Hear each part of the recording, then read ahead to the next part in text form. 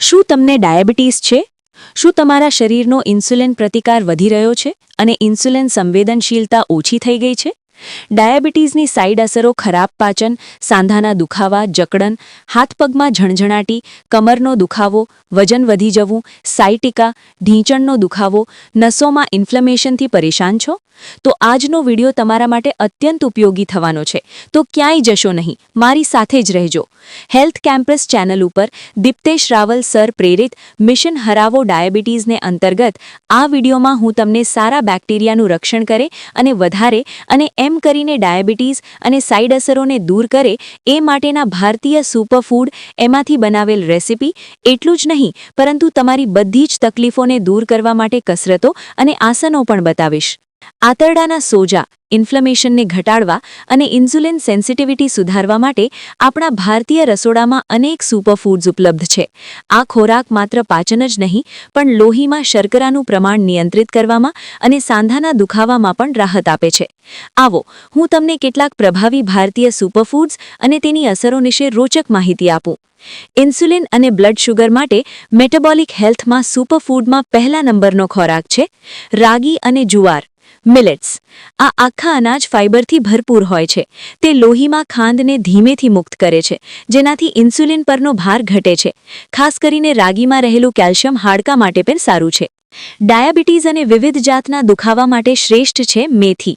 મેથીના દાણા અથવા પાન ઇન્સ્યુલિન રેઝિસ્ટન્સ ઘટાડવામાં અકસીર છે. તે આંતરડામાં કાર્બોહાઈડ્રેટ્સના શોષણને ધીમું કરે છે. ડાયાબિટીસની અકસીર દવા છે જાંબુના બીનો પાવડર. તે ગ્લાયસેમિક ઇન્ડેક્સ ઘટાડવામાં અને સ્વાદુપિંડ, પેન્ક્રિયાઝની કાર્યક્ષમતા વધારવામાં મદદરૂપ છે.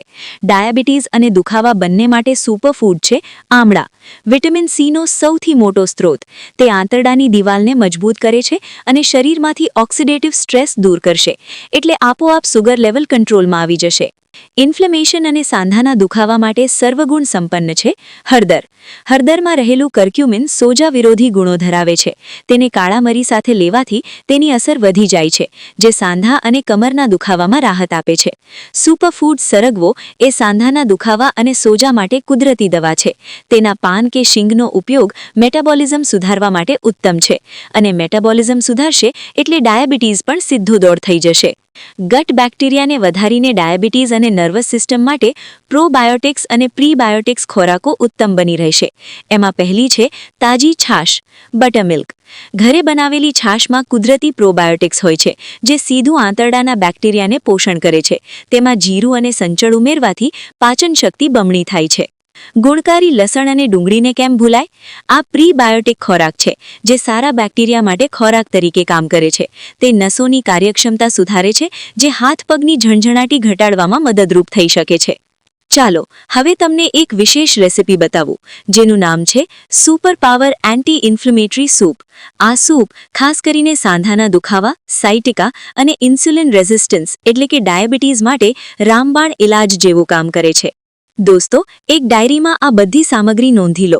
તમને જોઈશે 2 નંગ સરગવાની શીંગ ટુકડા કરેલી, 1 નાનો ટુકડો આદુ અને 2 કળી લસણ, 1/4 ચમચી હળદર અને ચપટી કાળા મરીનો પાવડર, 1 ચમચી રાગીનો લોટ ઘટ્ટ કરવા માટે, સ્વાદ મુજબ નહીં પરંતુ ફક્ત 1 ચપટી સિંધવ મીઠું. આ super power anti inflammatory soup બનાવવાની રીત આ મુજબ છે. સૌપ્રથમ સરગવાની શીંગને પાણીમાં આદુ અને લસણ સાથે ઉકાળો જ્યાં સુધી તે નરમ ન થઈ જાય. ત્યારબાદ તેને ગાળી લો અથવા મેશ કરીને તેનો પલ્પ કાઢી લો. ત્યારબાદ એક કડાઈમાં થોડું પાણી લઈ તેમાં રાગીનો લોટ ઓગાળીને ઉમેરો. હવે તેમાં સરગવાનું પાણી, હળદર, કાળા મરી અને મીઠું ઉમેરી 2-3 મિનિટ ઉકાળીને ગરમાગરમ પીઓ. છે ને ખૂબ જ આસાન અને અસરકારક? દોસ્તો, કેટલીક બાબતો ધ્યાનમાં રાખજો, જે આપણા super power anti inflammatory soup સાથે સહિયારું કામ કરશે. જમ્યા પછી 15 થી 20 મિનિટ વોકિંગ કરવાથી ઇન્સ્યુલિન સેન્સિટિવિટી ઝડપથી સુધરશે. ઉપરાંત હાઇડ્રેશન ખૂબ જ મહત્વનું કામ કરે. દિવસ દરમિયાન પૂરતું પાણી પીઓ, જેથી સાંધામાં લ્યુબ્રિકેશન જળવાઈ રહે. અને ખાંડ અને ખાંડની બનાવટો તથા ગોળ સંપૂર્ણ બંધ કરો. એક ખાસ હેલ્થ ટિપ આપું છું. તમે તમારા આહારમાં ચિયા સીડ્સનો સમાવેશ કરી શકો છો.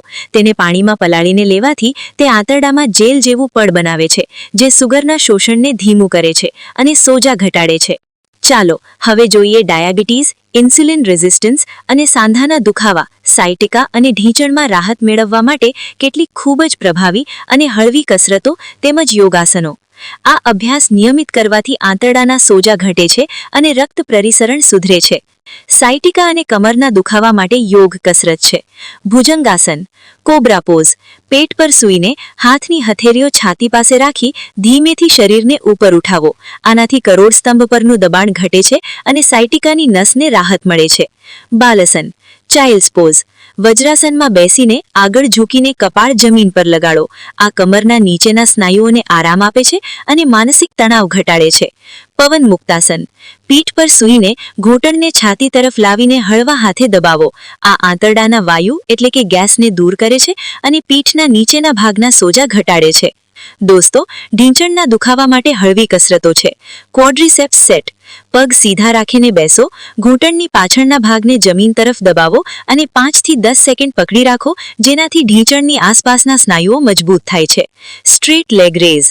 પીઠ પર સૂઈને એક પગને ધીમેથી 45 ડિગ્રી સુધી ઉપર ઉઠાવી અને 5 સેકન્ડ રાખીને ધીમેથી નીચે લાવો. આ ઘૂંટણ પર દબાણ લાવ્યા વગર પગને મજબૂતી આપે છે. Hamstring stretch. પટ્ટા કે ટુવાલની મદદથી પગના પંજાને તમારી તરફ ખેંચો, જેથી પગની પાછળની નસો ખુલે.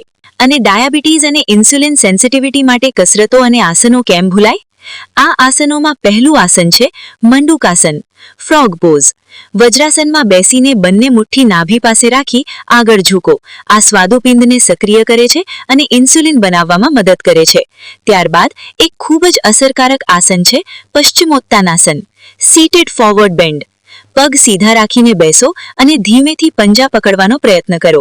આ પેટના અંગોનું મસાજ કરે છે અને સુગર કંટ્રોલમાં મદદરૂપ છે. નામ વાંકું પણ અસર જોરદાર એવું એક આસન છે વક્રાસન, સ્પાઇનલ ટ્વિસ્ટ. બેસીને કરોડ સ્તંભને ટ્વિસ્ટ કરવાથી લીવર અને સ્વાદુપિંડની કાર્યક્ષમતા વધે છે. દોસ્તો, આસનો કરતી વખતે ખાસ ધ્યાનમાં રાખવી જેવી બાબતો પણ જાણી લો. શરૂઆત ધીમેથી કરવી.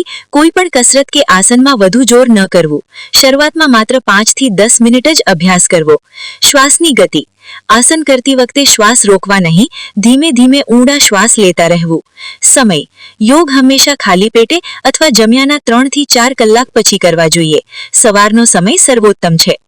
એક તકેદારી રાખવી કે જો દુખાવો અચાનક વધી જાય તો તે કસરત તરત જ બંધ કરી દેવી અને નિષ્ણાતની સલાહ લેવી. હેલ્થ કેમ્પસ ચેનલને સબસ્ક્રાઇબ કરવાનું ભૂલશો નહીં. નીચે આપેલ સબસ્ક્રાઇબનું બટન દબાવો અને બાજુમાં આપેલું બેલ આઇકન પણ દબાવો. અને હા, આ વિડીયોને લાઇક કરો, એક સરસ મજાની કોમેન્ટ કરો અને તમારા મિત્રો સાથે શેર કરો. સ્વસ્થ રહો, ખુશ રહો. જય હિન્દ.